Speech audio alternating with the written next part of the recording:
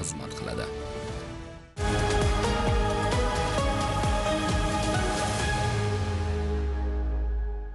O'zbekiston kasb uyushmalari Federatsiyasi saroyida mamlakatimizda faoliyat ko'rsatayotgan ijtimoiy mehnat masalalari bo'yicha Respublika uch tomonlama komissiyasi hamda Koreya iqtisodiy, ijtimoiy va mehnat kengashi delegatsiyasi vakillari uchrashuvi bo'lib o'tdi. Ta'kidlash zarurki, Koreya iqtisodiy, ijtimoiy va mehnat kengashi raisi Gi Seop Kwon boshchiligidagi delegatsiyaning tashrifidan maqsad O'zbekistondagi ijtimoiy mehnat masalalari bo'yicha Respublika uch tomonlama komissiyasi faoliyati bilan yaqindan tanishish hamda bu borada mamlakatimizda to'plangan boy tajribani o'rganishdir.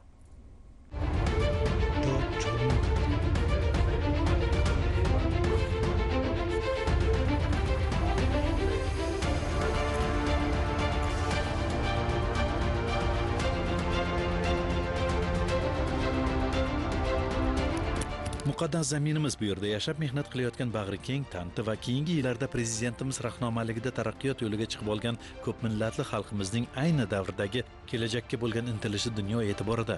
Bunga har bir sohadagi yangilanishlar yaqqol misol bo'la oladi. Shu bois ham yurtimizga hamkorlik qilish, kerak bo'lsa endi ayrim jihatlarni bizdan o'rganish istagida bo'lgan mehmonlar oqimi ko'payib bormoqda. Shu jumladan mamlakat kasb uyushmalari tizimida ham. Janubiy koreyalik mehmonlar dastavval davlatimiz rahbari tashabbusi bilan yangidan hayot baxsh etilgan muhtasham O'zbekiston kasb uyushmalari Federatsiyasi saroyi bilan tanishar ekan. Bu yerda san'atsevar insonlar, ayniqsa iqtidorli yoshlar uchun keng imkoniyatlar yaratilganligini mamnuniyat bilan tilga olishdi. Uchrashuvda O'zbekiston kasb uyushmalari Federatsiyasi raisi, ijtimoiy mehnat masalalari bo'yicha Respublika uch tomonlama komissiyasi raisi Qudratulla Rafiqov prezidentimizning alohida e'tibori tufayli ikki mamlakat o'rtasidagi ko'p qirrali va uzoq muddatli aloqalar mustahkamlanib borayotganini ta'kidlab, inson qadri uchun g'oyasidan kuch olayotgan barcha sohalardagi islohotlar mehnatkashlarning ijtimoiy-iqtisodiy manfaatlari, mehnat huquqlarini ta'minlash yo'nalishida ham o'z samarasini berayotganligiga alohida to'xtalib o'tdi. Qayd etish joizki, Xalqaro mehnat tashkiloti standartlariga muvofiq milliy uch tomonlama ijtimoiy muloqot hukumat, xodimlar va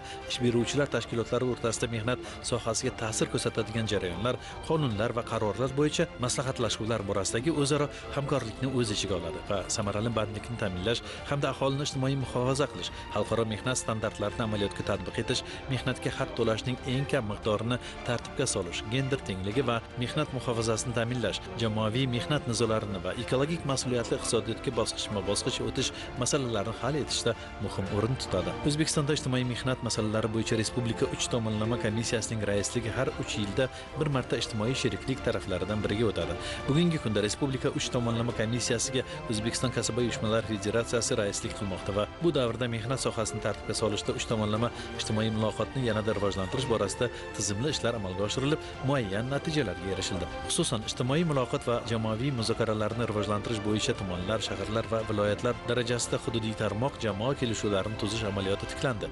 Tashkilotlarda gender auditi o'tkazilmoqda. 2023-yilda barcha jamoa kelishuvlari va shartnomalari O'zbekiston Respublikasining yangi mehnat kodeksi va bosh jamoa kelishuvi talablarini hisobga olgan holda qayta ko'rib chiqildi.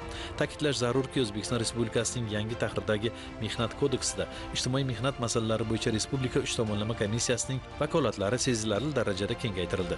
Uchrashuv davomida mehmonlar mazkur yo'nalishlarda amalga oshirilayotgan tizimli ishlar bilan batafsil tanishtirildi. Shuningdek, mamlakatimizda bugungi kunda Vazirlar Mahkamasi, kasb uyushmalari Federatsiyasi va ish beruvchilar konfederatsiyasi o'rtasida imzolangan bosh jamoa kelishuvi asosida tuzilgan 14 ta hududiy va 103 ta tarmoq jamoa kelishuvlari, tashkilotlar miqyosida esa turli sohalarda mehnat qilayotgan xodimlar manfaatlarini qamrab oluvchi 127 mingdan ortiq jamoa shartnomalari amal qilayotgani, mazkur hujjatlar asosida mehnatkashlarning ijtimoiy-iqtisodiy manfaatlari va mehnat sohasidagi huquqlarini himoyalash borasida O'zbekistonda to'plangan tajriba to'g'risida atroflicha ma'lumot berildi. O'z navbatida Koreya iqtisodiy, ijtimoiy va mehnat kengashi delegatsiyasi vakillari ushbu sohada mamlakatimizda to'plangan ijobiy tajribani o'rganishdan manfaatdor ekanliklarini e'tirof etdilar. Bu boradagi hamkorlikni yo'lga qo'yish va kuchaytirishga doir takliflar asnosida mamlakatimiz ijtimoiy mehnat masalalari bo'yicha uch tomonlama komissiyasi hamda Koreya Respublikasi iqtisodiy, ijtimoiy va mehnat kengashi o'rtasida o'zaro anglashuv memorandumi imzolandi.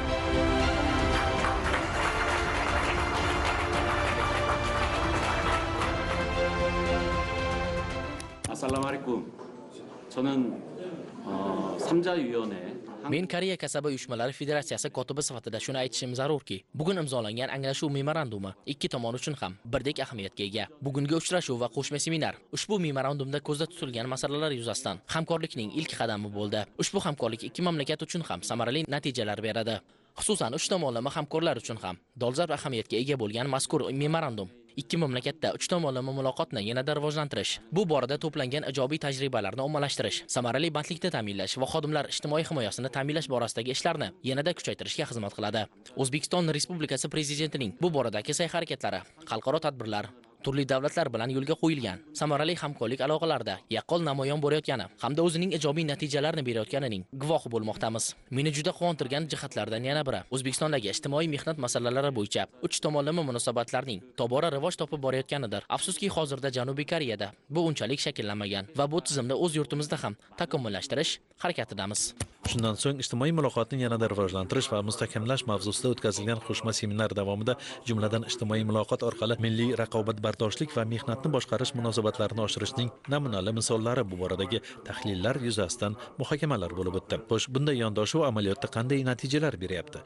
Ushbu savolga javob olish maqsadida mehmonlar Toshkent shahridagi korxonalarning birining boshlang'ich kasaba uyushmasi qo'mitasi va ish beruvchi o'rtasidagi ijtimoiy sheriklik va ijtimoiy muloqot tizimi, jamoa shartnomasining mazmun mohiyati va ushbu lokal hujjat orqali xodimlarning ijtimoiy-iqtisodiy manfaatlari va mehnat sohasidagi huquqlarini himoyalash, mehnatni muhofaza qilish borasidagi amalga oshirilayotgan ishlar bilan yaqindan tanishdilar.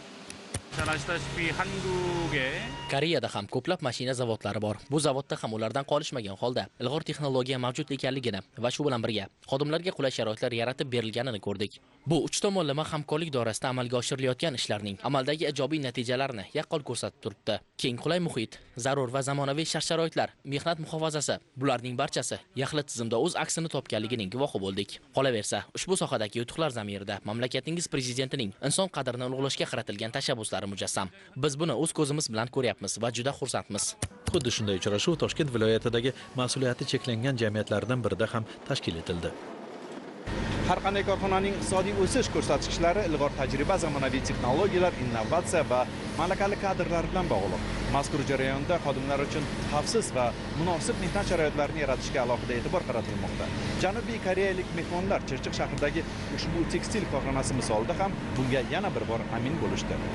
Kasaba uyushma qo'mitasi va ish beruvchi ijtimoiy sherikligida mehnatkashlar uchun yaratilgan shart-sharoitlar bilan tanishuv jarayoni delegatsiya a'zolarida katta taassurot qoldirdi.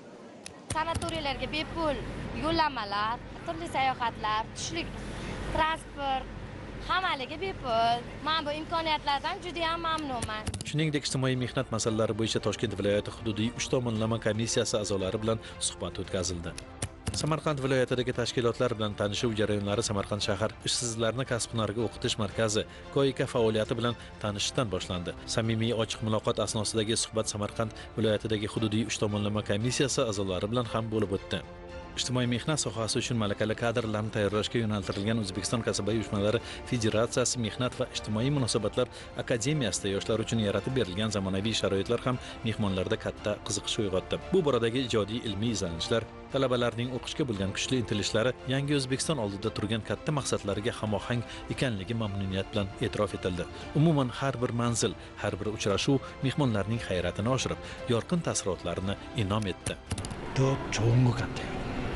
Hayotimiz yildan yilga va kun sayin yaxshilanib, yangilanish va ijobiy o'zgarishlarning epkin shabbodasi har bir yurtdoshimizning ko'ngliga yanada ko'proq ishonch bag'ishlab, ona vatanga bo'lgan muhabbat tuyg'usini jo'sh urdirmoqda. Buni birgina mehnatkashlar va ularning oila a'zolarini sog'lomlashtirish va dam oldirish yo'nalishida yaratilayotgan jahon standartlariga mos sharoitlar misolida ham ko'rish mumkin. Mehmonxona tipidagi Sevarsoy sanatoriysi O'zbekiston kasaba uyushmalari federatsiyasi tizimidagi 31 ta sihatgohlardan biridir. Bundan tashqari mamlakatimiz kasaba uyushmalari federatsiyasi tasarrufida 100 ga yaqin bolalar sog'lomlashtirish oromgohlari faoliyat ko'rsatmoqda. Tabiat qo'ynida joylashgan bu sanatoriy juda chiroyli ekan. Vaqtimiz bo'lganida bu yerda yana bir muddat qolib, bajonidil hordiq chiqarar edim. Ishchi xodimlarning ta'til vaqtlarida shunday shart-sharoitlarga ega maskanda dam olishlari uchun O'zbekiston kasaba uyushmalari federatsiyasi tomonidan yaratilgan imkoniyatlar tahsinga sazovor. Bu borada O'zbekistonni namuna sifatida olib, bizlar ham ishchilar dam olish maskanlarini ko'plab barpo etishimiz kerakligini angladim. Uch tomonlama hamkorlik bo'yicha tajriba almashish asnosida mamlakatingizda mazkur yo'nalishda qo'lga kiritilgan ko'plab yutuqlar, jihatlarni o'rganmoqdamiz. Biz uchun bu nihoyatda zarur va foydali quvonarli. O'zbekistonda ishchi xodimlarning ijtimoiy-iqtisodiy manfaatlari va mehnat huquqlarini himoyalashga qaratilgan e'tibor juda katta ekanligiga amin bo'ldik. Demakki, kelgusida bu boradagi hamkorlikni yo'lga qo'yish samara beradi deb o'ylayman. Hozirgi paytda iqtisodiyot va sanoat yo'nalishida Koreya Respublikasi bilan O'zbekiston o'rtasida hamkorlik jadal rivojlanmoqda. Prezidentingiz olib borayotgan odilona siyosat tufayli barcha sohalar rivojlanib borayotganini butun dunyo hayrat bilan kuzatib turibdi. Har bir kun yangi natijalar va yutuqlarga boy. Misol uchun, yaqinda futbol bo'yicha O'zbekiston terma jamoasi ilk bor jahon chempionatiga yo'llanmani qo'lga kiritganidan barcha qatori biz ham nihoyatda xursand bo'ldik. Va bu kabi tarix zarvaraqlarda o'zining yorqin izini qoldirayotgan voqealar jadal rivojlanish va taraqqiyot yo'lidagi dadil qadamlardan darak beradi. Janubiy Koreya delegatsiyasi a'zolari Toshkent va Samarqand shaharlarining tarixiy obidalari, diqqatga sazovor joylarda ham bo'lishib, yorqin taassurotlarga ega bo'ldilar. Bir necha kunlik tashrif nihoyatda samarali kechib, sohadagi o'zaro manfaatli aloqalarni rivojlantirishda muhim qadamlar tashlandi.